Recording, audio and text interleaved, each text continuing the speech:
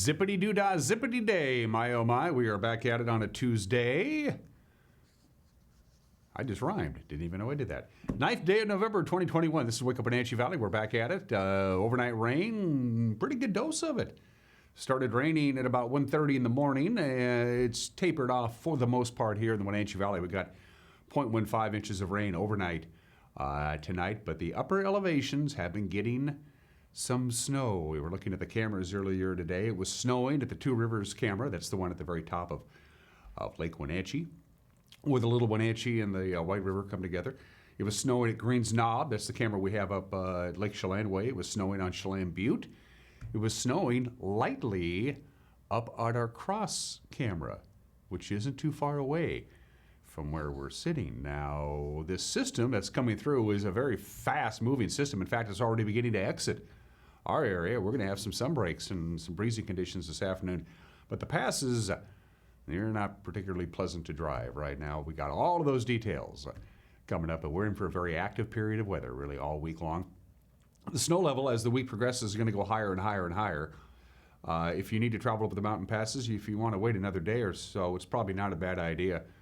If anything, they're going to be getting rain towards the back half of the week with the snow level going up to above 7,000 feet. As another system pays us a visit, there's a whole bunch of little systems that are going to go whit, right in and right out. But it is, for the most part, stopped raining here in the Wenatchee Valley. News, the big Cub Creek fire up the Medhow last summer, one of the big fires that we had here in north central Washington. They know what caused it. We'll tell you that when we get to news. Sports, Jimmy Lake will be sitting in his big easy chair watching the Huskies play Arizona State this weekend. He's been suspended for a week without pay after a shoving incident in Seattle against Oregon.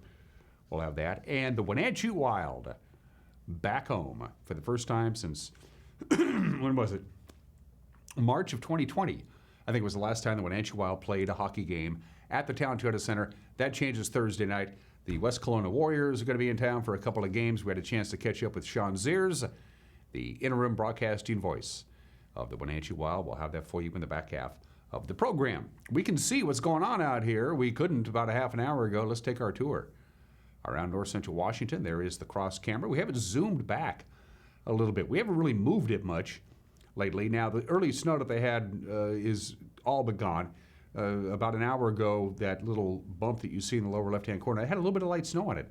It has since melted away rather rapidly, but we say good morning to East Wenatchee proper with a little bit of Wenatchee tossed in there. It's all one big valley. It's all one big town, really, if you think about it. But look at the low-laying clouds hanging around down there. They'll be burning off in the not-too-distant future. Sunrise right now, 6:57 this time of the year, so it's been up for about 7 minutes. Sunset tonight, 4:32, 9 hours and 35 minutes of daylight. Yesterday's high, 47, just as predicted. Normal high for Monday, 47. So there you go. Camera number 2, where are we off to? That looks to be the number 1 Canyon camera. Yeah, and earlier today, that was getting a little bit of light snow passing across the lens. That obviously has stopped, but it looks like there's one more dose of rain way up in the East Wenatchee bench that's still coming down. Again, here in the Wenatchee Valley, I just peeked outside of our studios. It was not raining here downtown. Camera number 3. We're off to Stamen Flats.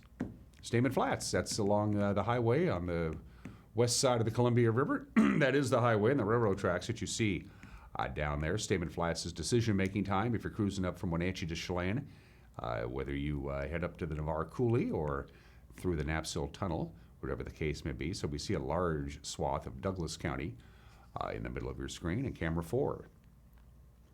To the Cougar Ridge camera we go as we look at the Richard Odobashian Bridge. You can see Stemelt across the river. You can see Omi Gardens in the upper right-hand corner, a great swath of sunny slope, a good-looking view from our Cougar Ridge camera high above East Wenatchee. All right, what do we have for you? Well, total snowfall for the area, not too bad. Total snowfall in the Mountain Passes, big time. The Mountain Passes has a winter storm warning for Stevens Pass and up in Holden Village along the south shore of Lake Chelan, and a winter weather advisory for central Chelan County. So essentially We're talking Leavenworth, Lake Wenatchee got some snow, as I mentioned already. The Okanagan Highlands, the Methow Valley, you can get 1 to 2 inches of wet snow, very quickly falling, very quickly melting between now and 1 a.m. on Wednesday. So in those areas, you could find some difficult travel conditions. But what's really taking the brunt of this quick hitting weather system is the mountain passes. We'll get to that in just a little bit.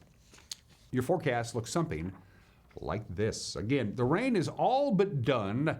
Snow level right now is at 2,000 feet. It's going to go up to 2,900 feet this afternoon and then eventually even higher than that by the end of the day today. We'll eventually see the sun come out. We'll top off at 46, but I think we're pretty much done with the rain. A little breezy at times as the system exits the area, so watch out for some residual winds later on this afternoon. Right at the freezing mark, 32 for the overnight low. Snow level is going to hover right around 3,000 feet tonight. Sunshine for the most part on Wednesday. There's enough clouds that we put a couple of clouds up there, graphically speaking, but the sun's going to have the better part of that battle on Wednesday, and we'll be dry with a high of about 47 or 48 degrees. Wednesday night, the rain returns, but the snow level is going to be above pass level. It'll be at 4,300 feet Wednesday night, so the passes are going to get rain as well. Veterans Day, a 50-50 chance of rain in the morning. Now, by the time the Veterans Day parade starts here in downtown Wenatchee at 11 o'clock on Thursday, Veterans Day, we could very well be dry. I hope so. Nobody likes to rain in a parade. 44 the high for the holiday. Friday, back to the clouds. Look how warm we get. This is the next system that's coming through. Lots of warm tropical air. It'll be rain for everybody, including the mountain passes. The snow level is going to go up to about 7,000 feet on Friday, and it's going to stay there Saturday, Sunday, and Monday. Our normal high temperature this time of the year is 47. Look how warm we're going to get Friday, Saturday, and Sunday as some moist air comes in. Let's take you to the mountain passes, courtesy of our friends at D.A. Davidson. What are we looking at? First of all, that's a live shot of Stevens Pass, and right now traction tires are advised. I'll just tell you right now, traction tires are advised on all three of the major passes. It is snowing on Stevens Pass, and again, traction tires are advised. To Blewett we go.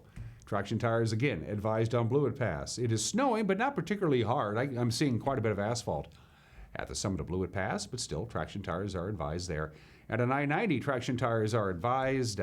It is snowing. You'll find some snow and slush, but it's really not too bad. Most of the snow is going to switch over to rain on I-90 because, of course, it's about 3,000 feet in elevation.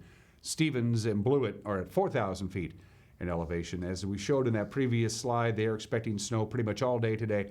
An additional, on Stevens Pass anyway, an additional 5 to 7 inches of snow is possible before the sun goes down today on Stevens Pass. And then, as I mentioned before, all of that snow switches over to rain, and the snow level is going to be well above pass level, and the temperatures will be well above freezing by the time we get to this time tomorrow. So there you go. Traction tires are advised across the board. 8 minutes after the hour, a 1 minute break, and then we have your headlines on this Tuesday morning. You're watching Wake Up Wenatchee Valley on the NCW Live channel.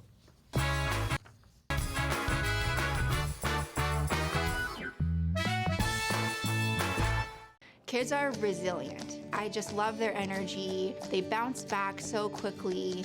I love the stories they tell. I love just their charisma, their character. I love to see that subtle smile that you pull out of a kid, you know, when you start talking with them about something they really like. I just love what I do, and I can't imagine I would be as happy doing anything else. Ooh, what a workout. I'm gonna be feeling it tomorrow. In other news, lawmakers today were addressing the nation's opioid crisis, which has already taken thousands of lives. The opioid crisis is really something. Yeah, I guess like 75% of opioid misuse starts with someone taking pills that weren't prescribed to them. I'm glad my doctor always suggests other options for pain management. Totally, there's ice, there's ibuprofen. A warm bath, hot compress. Take the next step. Don't share your prescriptions, and talk to your friends about the dangers of opioids.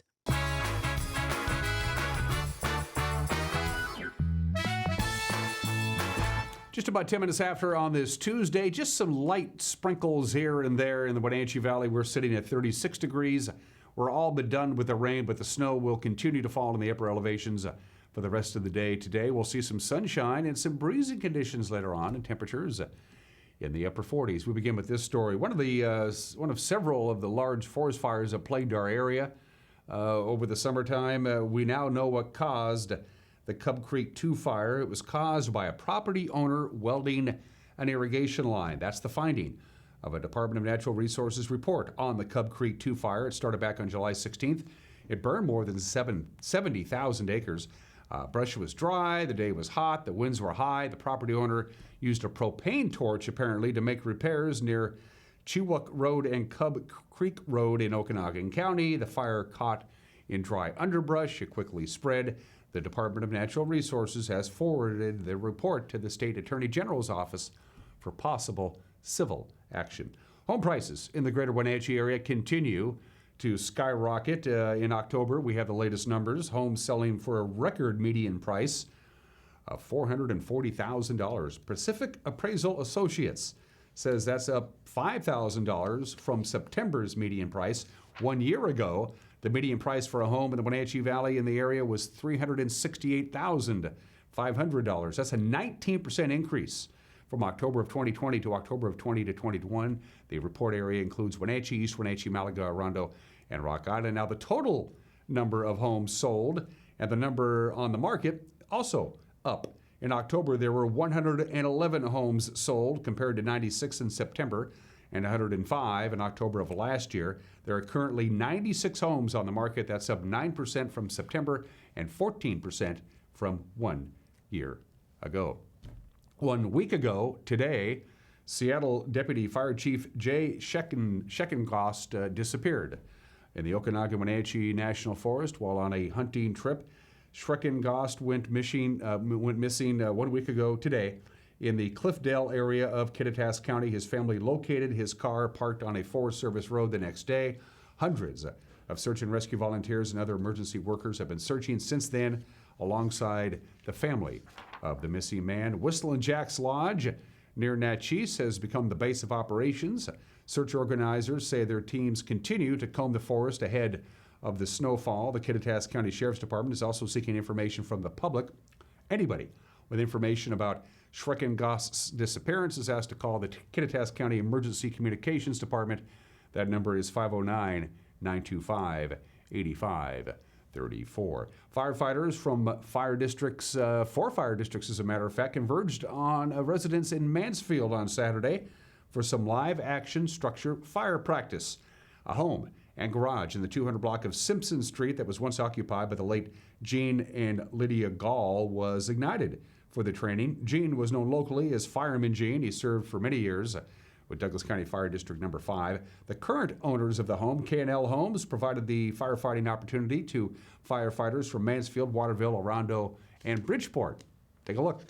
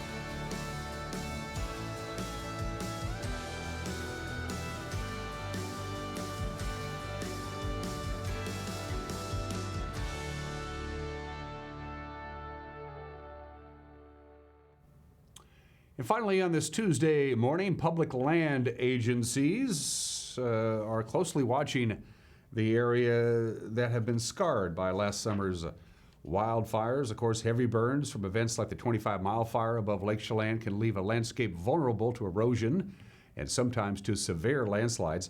Last week, a burned area assessment team used some computer modeling and gave a town hall on what a bunch of rain in a very short period of time can do to a place like the 25-mile Creek Basin. So the red areas are where we've had high, and those are the areas like that first photo where you don't have any canopy cover remaining, no ground cover is intact, and you have that exposed ash soil, and there may be some fine roots that were burned. You may have some of the bigger ones may still be intact, but moderate is yellow, and green, light green is low, and then the unburned is the darker green. So as you can see from this, so our watershed total is about 26,000 acres, and about 22,000 of those acres burned. So that's a lot of change in this watershed. So we're anticipating a lot of change in the runoff. Near the state park, it's estimated that the post-fire flows could be 6 times greater than the pre-fire flows. Starting from the time it begins to rain, it will take approximately 15 hours for the flow to peak to reach the state park area. This is a significant factor since the time for the flood to reach the state park can be measured in hours or days rather than in minutes. That said, it's only will take approximately 30 minutes for the peak flood flow to travel from the North Fork, South Fork confluence to the state park. We can draw in these profile lines, and then we pick a distance, and this particular one is about 190 feet. And then at that distance, we can look at what the pre-fire flood depth is. And in this case, at the 190, the flood depth is 0. It is not flooding at the pre-fire condition. We can look at the velocity at the same point in time and the same point in location, and also no velocity. But if we look at the post-fire at the same location, the depth is approximately 3.3 feet. And the velocity is 5.7 feet. And that's the news on this Tuesday morning. We will have a newscast for you tonight at 5, 6, and 10. We always do. On weeknights, Grant Olson is on assignment this week. Jefferson Robbins will be in the anchor chair. And with a preview of some of the stories we're working on tonight, here's Jefferson. Good morning, Dan. I see you made it through your Tuesday. Coming up tonight, we'll look at how North Central Washington's economic numbers are recovering since the pandemic forced most of us into lockdown more than a year ago. Short answer, we're not quite back to 2019 levels, but we are getting there. And that, plus more news, weather, and sports, is coming up tonight and every night this week at 5, 6, and 10 on the NCW Life Evening News. Hope to see you there, Dan. Thank you. I will absolutely watch the news tonight. We hope you do too. We believe that an informed viewer is the best way to go. And don't forget, if you want to submit a news tip, you can do so by going to our website, ncwlife.com. Click on the Contact Us icon. You could submit a tip or just fill out a form. It's pretty straightforward. You can email us directly, news at ncwlife.com, or you can go to our Facebook page and use the Facebook Messenger app. There's also a phone number at the bottom of your screen. I can't read it right now. I don't have my glasses on. After a quick 1-minute break, we'll come back with sports. Jimmy Lake gets the week off. He ain't going to get paid. Plus, we'll talk hockey, Wenatchee Wild and Seattle Kraken. Coming up, sports is 1 minute away. You're watching Wake Up Wenatchee Valley on the NCW Live channel.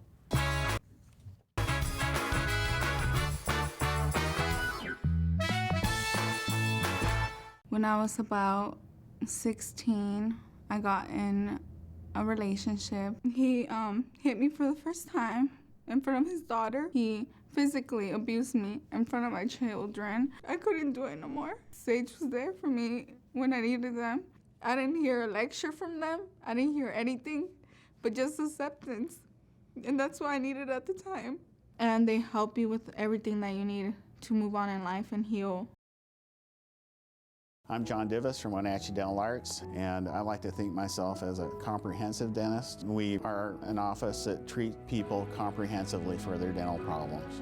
We do a lot of general dentistry in a broad sense. We don't send everything out. Things that we have the ability to do in the office, we like to keep in the office and under one roof and keep things as complication-free as possible. You can come to one place and have all their dental needs taken care of.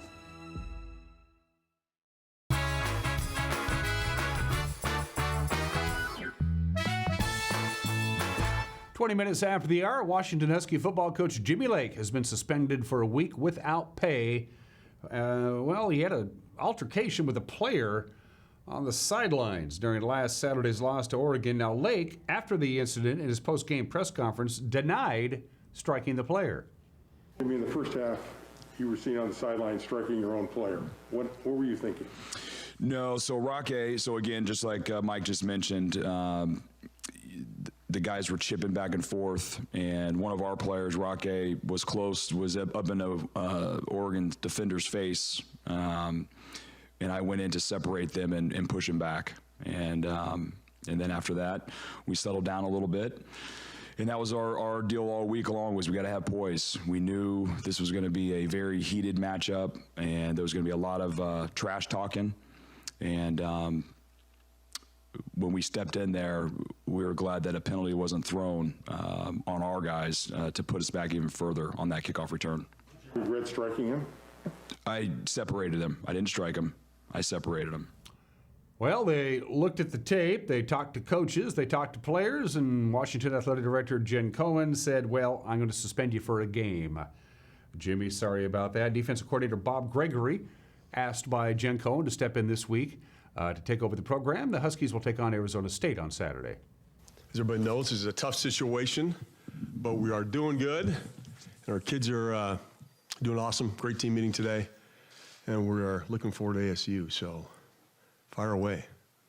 Just as the acting head coach, how did you address Jimmy's suspension with the team? I did not. That was Jen's role. Mm-hmm. How did this all come down yesterday for you? I just got a call early today, and Jen asked me if I'd be willing to do it, and part of me wanted to say no, kidding, but I'd do anything for the team, anything for her, and we got to move forward and practice, and happy to do it. As you probably know by now, on Sunday, a day after losing to Oregon, the Huskies let go their offensive coordinator. Junior Adams will be handling the offensive play calling. The Husky offense has been bad this year. Rumors are swirling all over the Seahawk football world that they might be interested in picking up Odell Beckham Jr. Beckham Jr. was released, of course, last week by the Cleveland Browns. Well, Coach Pete Carroll says Beckham is a unique athlete. He's a really good football player. He's as talented as you could be in years past, and so you're always looking for guys that can do special stuff. I mean, I've shared with you guys that we're looking for uniqueness and people that are different than other people and give you different dimensions to their play. So that's what we're trying to figure out, investigate, and see if if there's a chance and all that kind of stuff, if it makes sense. Seahawks getting ready to travel to Green Bay. Of course, they didn't play last week. They'll be in the frozen tundra of Lambeau Field to take on the Packers. Probably without quarterback Aaron Rodgers. He's out, of course, because of COVID protocol. But guess who's back? Russell Wilson. Knowing Russ, this was the week that I was thinking, if he could pull off something miraculous, then this would be the week he could play. And just judging from, the 6 to 8 week thing with broken bones that everybody's aware of, that's kind of how you would, you could look at it at one end of it. But we thought, what could be the earliest he could possibly do it? Could he possibly pull it off? And he did, and to make it to practice today. I mean, he looked great out there today. So that's an enormous accomplishment. So I'm saying that was the kind of the hopes that if he could pull off something special, that it might happen this week. That's kind of what we were thinking, and I know he was ready to go yesterday. He would have wanted to play yesterday if he was able to. Seahawks, Packers, Sunday, 1:25 on CBS. The Wenatchee Wild finally returned home this week to host a hockey game. West Kelowna will be in town Thursday and Friday, 7 o'clock sharp is when they'll drop the puck. Wenatchee's coming off a sweep of Vernon last weekend, including an overtime win Friday during the Wild's first victory of the season. Wild radio voice Sean Zears says it was great to see Wenatchee finally get into the win column over the weekend. When you lose 3 overtime games, it kind of gets a little disheartening thinking, oh boy, the game's in overtime again, what's going to happen? And it right at the beginning, it was close. I mean, because Vernon ended up with the puck early, and they put good pressure on Wenatchee early in that overtime. Normally, how it works, is that you get one chance on each side, and then someone's eventually going to score because you're tired. It's 3-on-3, not 5-on-5. So the ice is open more, you're skating faster, you're skating harder, and you've already played 60 minutes of hockey, and now you got all this open ice. It's going to cause some open ice and some good looks. The way they scored the goal wasn't anything like that at all. It was just a random shot that hit a board in the corner, in the left corner, and it took a funny bounce, and it landed right on Cade's stick, and he had no problem putting it in. And it was about time. I'm like, holy smokes, all these chances, and finally it works for him. Of course, the Wild had to play their first 8 games of the season in Canada because of COVID-19 restrictions. Zears and everybody else is excited to finally see the Wild play on home ice. I think Wenatchee is slowly starting to trend where, okay, now we're getting our legs, now we're starting to finally gel, and a road trip will do that, of course. When you start playing together as a team, as a unit for that long, things are finally going to click. And I'm going to be very curious to see how the team is going to be playing on Thursday and Friday. Because, again, now you got your last line changes. Now you get to play in your own barn. You get to do these certain things. It's a whole different situation, and I think these players have been probably waiting for it just to hear their home fans, especially the few that have been wanting, like the Quinn Emersons and those kind of guys. They haven't played in front of a home team since March of 2020. Yep, but that changes on Thursday night. By the way, my entire conversation with Sean Zears will air in the back half of this morning's program. Go to the Wenatchee Wild's website, get your tickets in advance, all right? It's just a smart idea. For the first time in this inaugural NHL season, the Seattle Kraken will take on a team they've already played. They're in Vegas to take on the Golden Knights tonight, 7 o'clock. Of course, the Kraken's first ever game was against Vegas in October. Seattle comes into tonight's game 4-7-1. The Golden Knights are 6-6-0. The game can only be seen on ESPN Plus, which stinks because I don't have that. And finally, the Eastmont Wildcats begin their quest for state soccer glory. The 4A tournament begins tonight. They will be in Issaquah to take on the Eagles. Eastmont finished 13-4 on the year in the regular season. Issaquah 10-3-1. Kickoff 7 o'clock tonight at Issaquah High School. And those are just some of the games that people are playing. At 28 minutes after the hour, the obscure holiday of the day today. I don't have one. I went to all of my sites and my bookmarks and places like that I go to on a regular basis to try and pluck out a holiday of the day today, the obscure holiday, and there just wasn't one that caught my fancy. So today's obscure holiday, whatever it is that you want to do, there. It's your day. It's your obscure holiday. It's National Thumb Day. There, I didn't make that one up. So we'll move on to today in history. 115 years ago today, November 9th, 1906, there was Teddy Roosevelt on the big bulldozer down there at the Panama Canal. He was the one who kind of got the big ditch going after we took over. Theodore Roosevelt, on this date in 1906, visited the Panama Canal Zone, and by doing so became the very first sitting United States president to actually leave the country while he was president. Now, you think that would have happened numerous times before Theodore Roosevelt, but there was actually constitutional scholars who were arguing that you can't make any decisions as president unless you're physically in the country. And TR said, nerds to that, I'm going to go to Panama and I'm still the president. And I can make presidential decisions while I'm in the isthmus. And so he did. He became the first sitting president to make an official trip outside of the United States 115 years ago today. 98 years ago today, the National Revolution has broken out. The hall is surrounded by 600 men. Nobody is allowed to leave. The famous beer hall Putsch in Munich on this date. In 1923, Adolf Hitler, Hermann Göring, and Rudolf Ness stood on the tops of the tables with their beer mugs and said, "The revolution has begun." Well, it didn't. The authorities had a pretty good idea if something was going on. The police and the government troops, they crushed the beer hall Putsch. All they did was really delay the inevitable. They sent Hitler off to prison where he wrote his book. And even life in prison was pretty easy for Adolf Hitler. The famous beer hall Putsch failed. Nip it in the bud 98 years ago today. The great New York City blackout of 1965 happened on this date in 1965. That's why they call it the blackout of 1965, 56 years ago today. In fact, a number of states in the northeast part of this country was hit by a series of blackouts, lasted 13 hours. New York has had two notable blackouts, one in 1965 and one in 1977. The one in 1965, of course, was in the autumn, November 9th. Pretty quiet.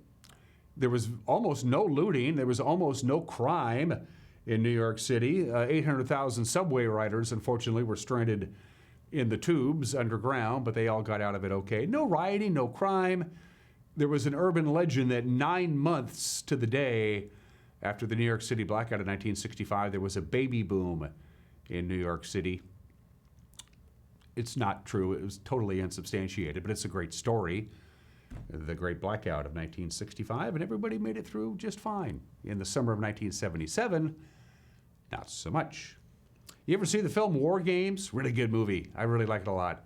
With Matthew Broderick and Ali Sheedy and Barry Corbin's War Games. Came out in 1983. I love that movie. It was on TV over the weekend. War Games, the movie, was inspired by an incident that happened on this date in 1979. The NORAD computers in the Alternate National Military Command Center in Fort Ritchie, Maryland, they looked up at their big screens and they saw massive Soviet intercontinental ballistic missiles bearing down on strategic sites all over the United States. And we went to like DEFCON 2, and oh boy, here we go. We got global thermonuclear war. But then they looked at the data and they looked at the computers and they said, no, it's just an oops. Came close. That inspired the movie War Games. The actual event happened on this date 42 years ago today. The wall went down. Growing up in the area that I grew up, you never thought that the Berlin Wall was ever going to come down, separating East and West Berlin, but by golly, it did. November 9th, 1989, East Germany opens checkpoints to the Berlin Wall. Residents of East Berlin could freely travel to West Berlin and vice versa. Out of nowhere, there was no indication that this was going to happen, and then it just happened. And finally, a great day in Mariner history. November 9th, 1992, 29 years ago today. In the history of the Seattle Mariners, going up to this day, they had exactly one winning season. In 1992, they had the worst record in the American League, and they hired Sweet Lou Piniella to take over the managerial reins of the Seattle Mariners. He would manage the Mariners for the next decade. From 1993 to 2002, in his 10 years as the manager of the Seattle Mariners, he won 840 wins, 840 games, 7 winning seasons in his 10 years as a manager. They won the American League West Division 3 times. They went to the playoffs 4 times. By far, the greatest stretch of baseball in Mariner history under the tutelage of Sweet Lou Piniella, who took the gig on this date back in 1992. We love you, Lou. 33 minutes after the hour, birthdays. My favorite vice president ever, Richard Nixon's Law and Order Vice President Spiro T. Agnew. Yeah, born on this date in 1918. He was Nixon's hatchet man.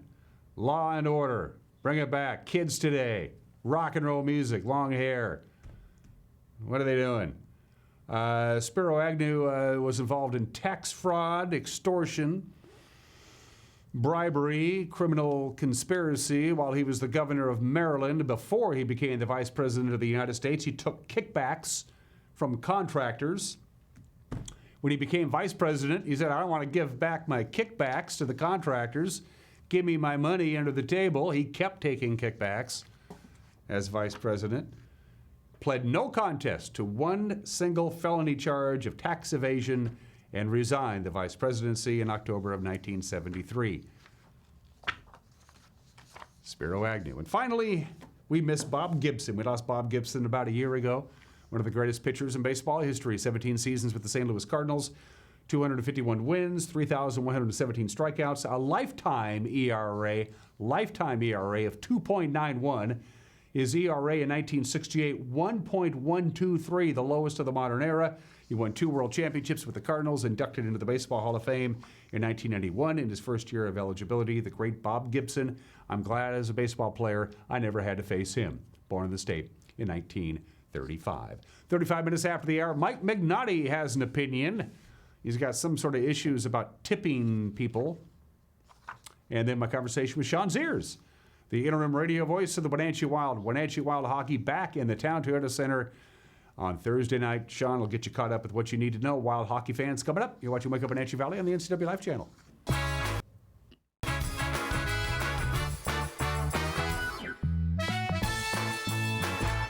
Hey folks, Carrie from Blueberry Hills. A chill is in the air and it's a perfect time for some old-fashioned comfort food like our amazing Eggs Benedict, chicken fried steak, French dips, soups made from scratch, or fruit pies fresh from the oven. The crowds might be gone, but we're still here for you folks, so bring an appetite and a friend to Blueberry Hills in Manson, where you pick, you sit, you eat, and you visit. Open Wednesday through Sunday from 8 to 3. wildaboutberries.com. Club Crow Bar and Grill in Cashmere is your place for famous blues, brews, and barbecue. We are your one-stop bar and grill, serving breakfast, lunch, and dinner 7 days a week. Hi, Justin here, owner of Club Crow Bar and Grill in Cashmere. Looking for a fun night out? Join us at Club Crow. We have live bands to rock the night away, comedy to make you laugh, and if that's not enough, we have poker every Monday and Wednesday night. Club Crow in Cashmere has it all. Check out our Facebook event page for dates and times. Club Crow Bar and Grill in Cashmere, the coolest place in town. Crystal's Restaurant and Lounge in Leavenworth has a warm environment to enhance your dining experience.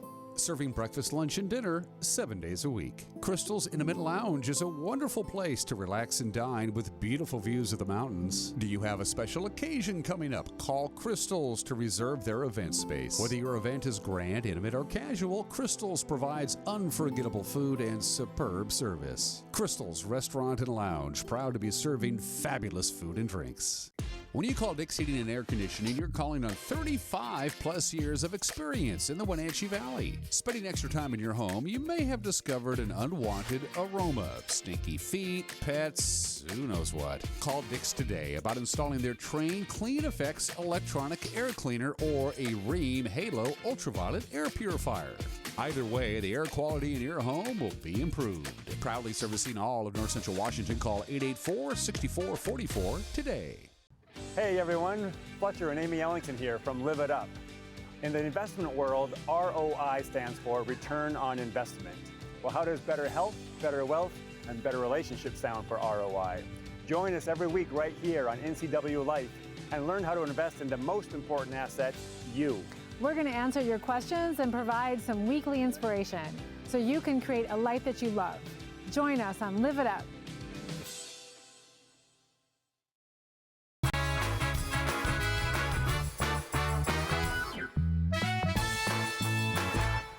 Hey, this is Mike Mad Dog Magnotti, and everybody is entitled to my opinion. So, when I go into a retail store, I choose my items that I want to purchase. I bring them to the checkout stand, prepared to pay. And lo and behold, there at the cash register is a tip jar. A tip jar? What am I tipping this employee for? For taking my money and accurately reading what the cash register says my change is?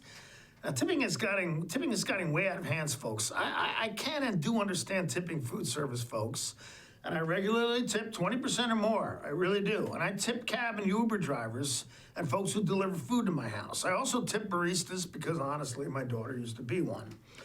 But a tip jar at a retail establishment, I can just imagine the next time I go into my local hardware store, pick up my light bulbs and a screwdriver that I need, and when I go to pay, there's gonna be a tip jar on the counter. Sorry, ain't gonna have none of my money in it. This is Mike Mad Dog Magnotti, and that's my opinion.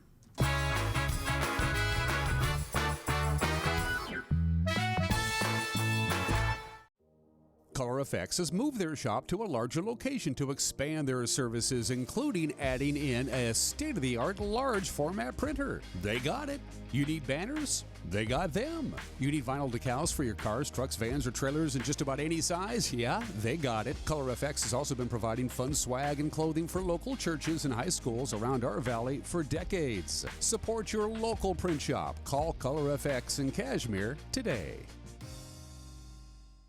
Hi folks, welcome to Save Mart. How can we help you today? We're looking for a recliner. Okay, right this way. Go ahead and move this chase on the other side. You can lift this up. Great, I want that one. I like that one. That's a great choice. And I want this one as well. Okay. And I definitely want this one. You'll find it at Save Mart. Full service at a low, low price. Hey, Ellie. What's troubling you?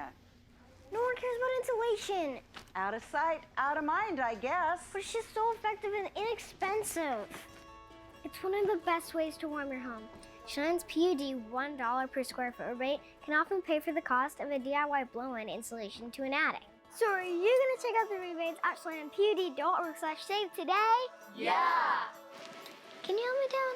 Just go to SheinPUD.org/save today. Things have changed in the motorsports industry. Short supply and high demand have emptied showrooms. But what hasn't changed are the experts at Doghouse Motorsports. They are here to help you reserve the machine of your choice. Stop by and check out the latest 2022 Husqvarna motorcycles, UBCO, and Intense electric vehicles, and other new additions to the Doghouse Motorsports family of high-quality products.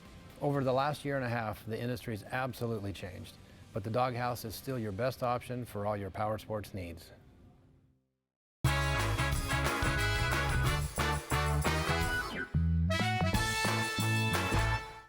Welcome back to Wake Up Wenatchee Valley. Every Tuesday, we talk Wild Hockey. We got good news for you Wild Hockey fans. They are off the schneid. They have not only won their first league game, they've won their second league game. And here to talk about what was a very nice weekend against the Vernon Vipers at the Cal Tire Palace, Sean Zears, the interim broadcasting voice of the Wenatchee Wild, who also happens to be a fan of a certain Midwestern NFL team whose name I keep forgetting. Sean, welcome to the program. Well, thank you. I mean, we keep forgetting about it too. You know, it is what it is. I'm diehard, but you know, one day we might actually see a winner. I doubt it, but. Well, you're in Illinois, so being a Bears fan is certainly part and parcel for living there. I live in the Pacific Northwest, and my favorite team is the New York Yankees. So as you might imagine, I catch a lot of grief that you probably don't get in the land of Lincoln. That being said, boy, do we need a victory on Friday, and we got one. An emotional victory for Coach Chris Clark, who finally has the interim tag removed from his name. He's now the head coach. His first victory as the Wild head coach without the interim tag. A dramatic overtime victory. Boy, did this franchise need that, didn't they? Boy, they did. And I told Chris before the game that eventually breaks are going to happen. You're going to cause turnovers. There's going to be a break that's going to come through, and it's going to happen eventually because they've been so close, so many opportunities that when you lose 3 overtime games, it kind of gets a little disheartening thinking, oh boy, the game's in overtime again. What's going to happen? And it right at the beginning, it was close. I mean, because they Vernon ended up with the puck early, and they put good pressure on Wenatchee early in that overtime. Normally, how it works is that you get one chance on each side, and then someone's eventually going to score because you're tired. It's 3-on-3, not 5-on-5. So the ice is open more, you're skating faster, you're skating harder, and you've already played 60 minutes of hockey, and now you got all this open ice. It's going to cause some open ice and some good looks. The way they scored the goal wasn't anything like that at all. It was just a random shot that hit a board in the corner, in the left corner, and it took a funny bounce, and it landed right on Cade's stick, and he had no problem putting it in. And it was about time. I'm like, holy smokes, all these chances, and finally it works for him. So I was so happy for Chris, too, because I know he was excited. He was more happy for the team, of course, but I think for himself, just to get that monkey off the back, I got my first win, and look what happened the next night. Yeah, they went right back out, and and they knocked them off pretty good 4-1 over Vernon at the Cal Tire Palace. And the big news on Saturday, after having an anemic power play offense, you're always, you know, even the very best power plays, you're not going to get 50% of the goals when your opponent is shorthanded. But going into the game on Saturday night, their power play for the Wild was anemic. But boy, that changed. 3 for 4 in power plays on Saturday night. Absolutely. And I think a lot of that has to do with the fact that they were moving a lot more. They were moving so far on the power play opportunities, which they don't get a lot. That was the other thing, too. Coming into the game, they only had 20. So, I mean, that's not a lot when you've played 6 games already in the season, or 7. That's not a lot. And Chris said that too pregame. You got to create more power play opportunities. And the night before, they took some penalties. Some were definitely warranted.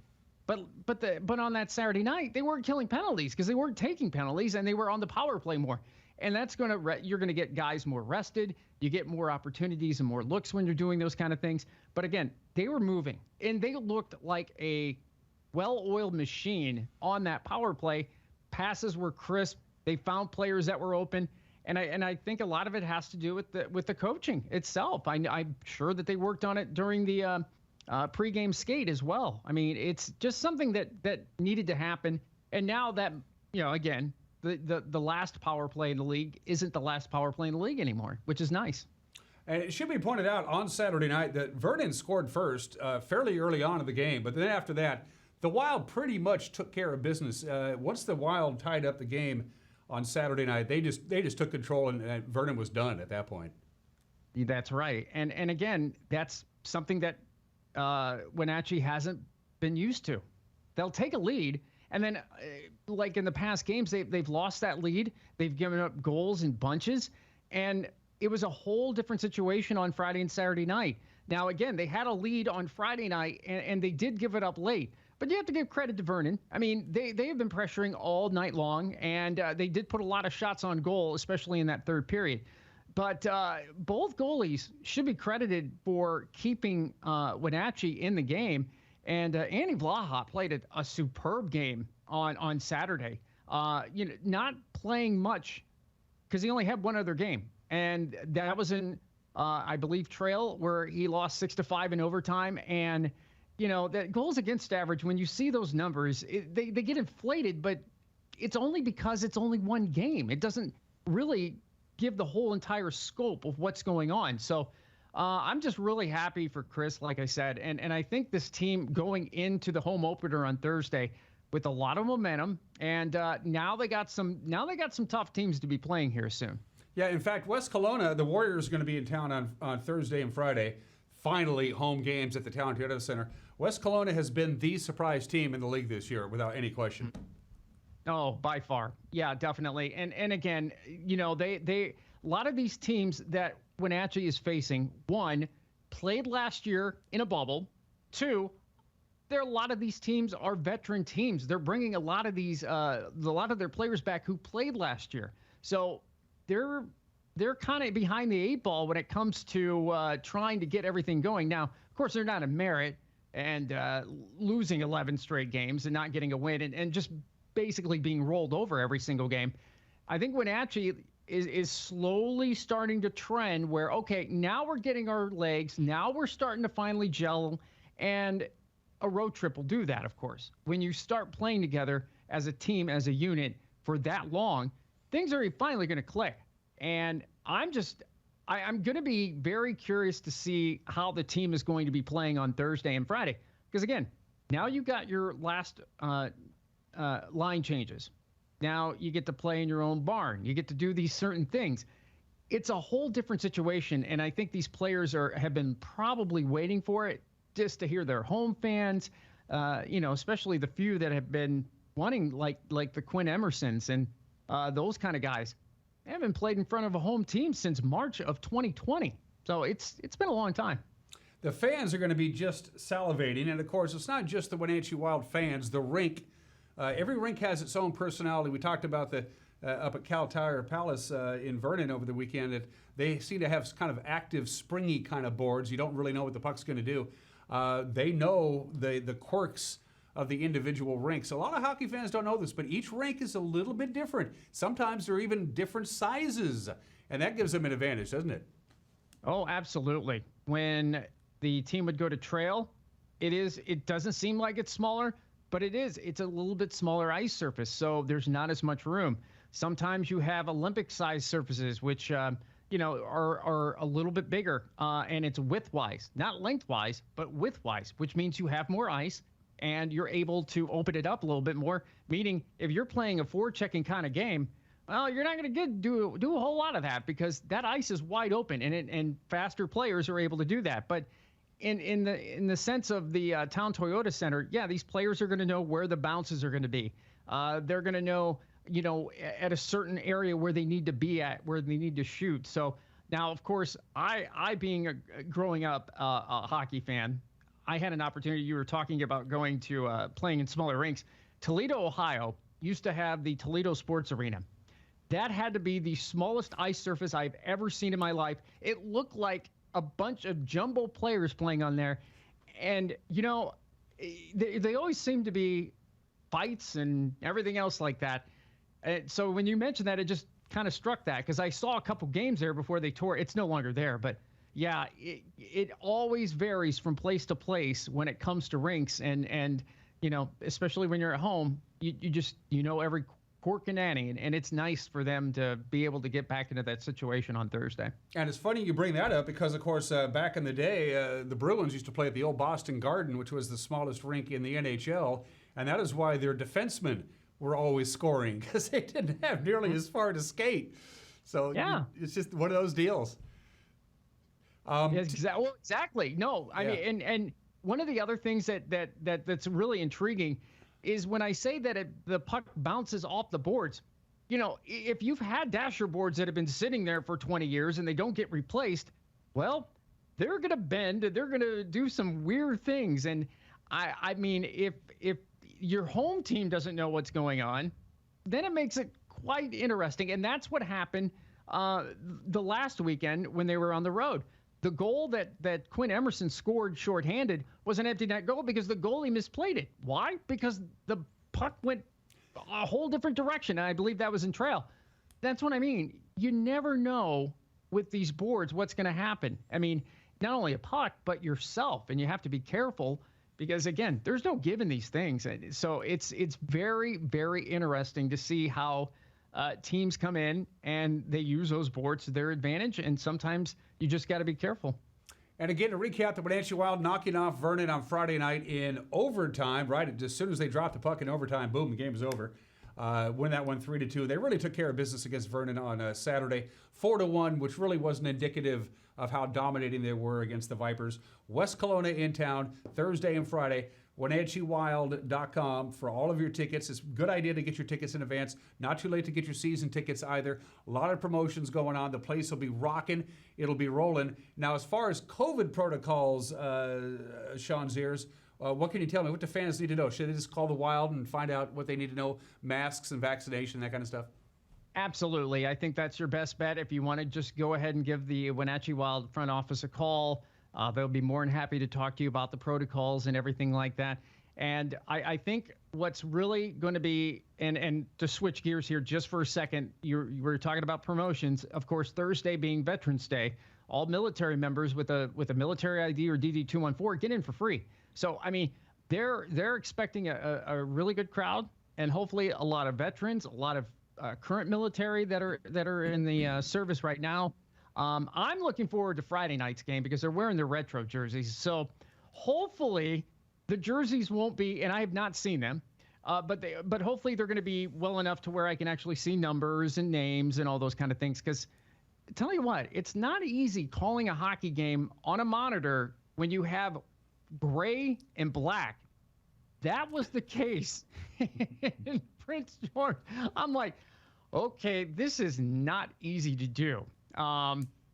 Thus the life of just calling road games and home games remotely. But no, the retro jerseys, and it's just fun. It's fun to talk about a home game and promotions. That's great. And thank you for the reminder. For those folks who don't know, of course, Arch Ecker continues to recover. We miss you, Arch. Get well soon. Sean is filling in for Arch, but he's calling the games remotely from his home in Illinois. And so Sean is also completely at the mercy of whatever the cameramen are doing at any particular arena. So he doesn't get to look at it with his naked eye and get some of the more ambionic parts of the hockey game. You're just stuck with what you got. And that being said, you're doing a heck of a job, I got to tell you, Sean. Thank you. I appreciate that. Somebody else said that on the Facebook page too, and it's not easy. And I think the more the guys in the league are starting to get a little conscious of that too, because they're noticing, they're telling their camera operators, hey, make sure you don't get in too close or don't get too far out, because he's got to be able to see what's going on. And I mean, everybody has been so kind and special, and, you know, they're all wishing the same thing with Arch, because Arch has been around for a long time, and, you know, he's a stalemate of that league, and everybody is rooting for him. I know we are as well, you know, both you and I are, and one day Arch will be back. I'm sure he will be, but in the meantime, I'm just going to keep calling these games, having a lot of fun, and hoping that the Wenatchee Wild go on a nice long winning streak, and I still plan on eventually coming out. I do actually have a weekend that I'd like to come out. I'm hoping that maybe some of that might have to do with parents. I don't know if they have like a parents weekend, if they ever do anything like that, because there's one parent I'd really like to meet, and I could always save this for another day, but Quinn Emerson's dad is Nelson Emerson. Of course, Nelson Emerson is a former NHLer. He played with the Peoria Rivermen back in 1990-91. They set the all-time hockey record at that time for the most consecutive games won in a row.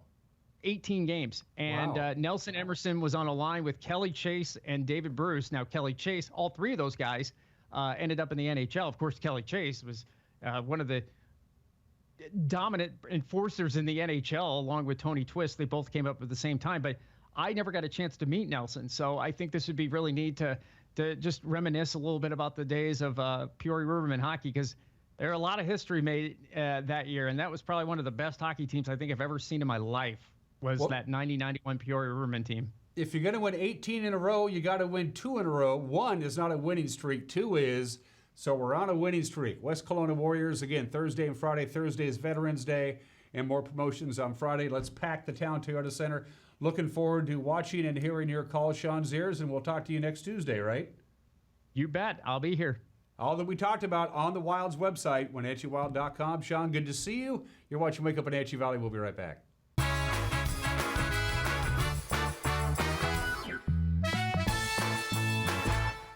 In a world afraid of technology, one man, one show will bring you the newest innovations that may just change your life. This summer, Ray McNeil and your Weekly Tech Update is your Weekly Tech Update with Ray McNeil. You know, I have different people in the community come up and tell me that they've seen our commercial. I took my family up to Yodelin, up in Leavenworth, and we walk in, and it's a Monday night, so Monday Night Football is playing, and all of a sudden, our commercial starts airing. And my kids couldn't believe it. They're like, Dad, you are on Monday Night Football. This is unbelievable. You know, we know somebody famous. Like, my respect level just went way up in my kids' eyes. We have, over the last year, realized how important Apple Blossom is, how important those Friday football games are, and being a part of that community and being able to support those activities happening is very important to us. One of our real passions as a business is to serve our community well, and at the same time promote our brand. And I feel like NCW Life allows you to do that with some of the different opportunities that they give you. There's ways to help us build community while at the same time promoting your brand. Since 1932, Camp Seneca, nestled on the beautiful shores of Lake Wenatchee, has provided children grades 1 through 12 with the ideal location for kids to learn new skills, have fun, and make friends while creating memories that will last a lifetime. Camp Seneca's rustic log cabins and their staff serve to provide each group a unique summer camp experience. Register for Camp Seneca today, www.campfirencw.org.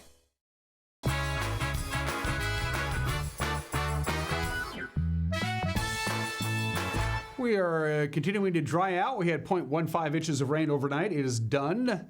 This quick-moving system is already starting to head its way to the east. We're still going to deal with a little bit of wind, and we're going to have some sunshine, but the mountain passes are going to get some snow pretty much all day long. Once again, for the National Weather Service, here's what we're looking at. Sunshine later on this afternoon, a little breezy at times. We'll top off at 46, 32 for the overnight low. Those highs and the lows that you see today and tomorrow, pretty much normal. For Veterans Day Thursday, we're going to have a little bit of light rain, but I think the parade itself should be dry. Most of the rain on Thursday, Veterans Day, will come down after the parade is over, we hope. So unsettled weather for North Central Washington into the weekend. That's it for us. We'll see you tomorrow. Take care. Bye-bye.